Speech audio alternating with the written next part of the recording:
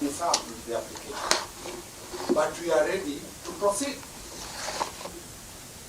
You're not 10 minutes would be enough, because the state will be given that affidavit. We have tried to get it, we can't get it.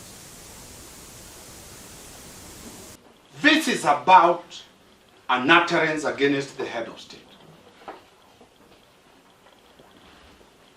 The respondent cannot contain the head of state. The head of state can record a statement as and when he wants.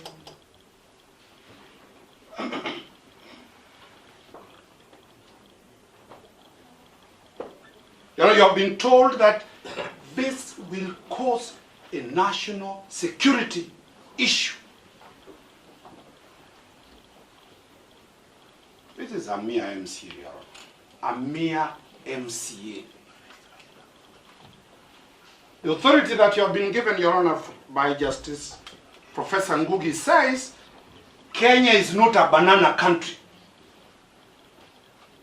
where even if those utterances were uttered, the security of this state cannot be at risk by mere statements. No account has been given on what they're going to do day 1, day 2, up to day 7, as they allege.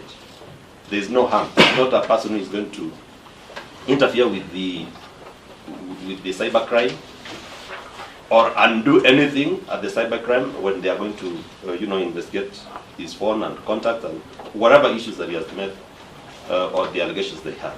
So kindly accord him a free bond for him to execute. Then he can appear at any time, even if they want a month or a year, he can be available for them to be processed. They were on the media. It is a threat to national security, and they were even attacking the president. He's a symbol of national unity, as I said. It is not a matter to... I don't know, let me object. I don't know whether the head of state will take the dog and testify here.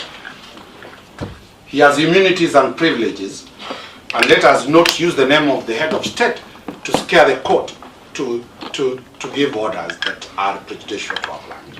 Let us respect the head of state as a symbol of national unity. Let us not use his name in this matter, because he cannot testify here. And we urge the court to protect the name of the head of state.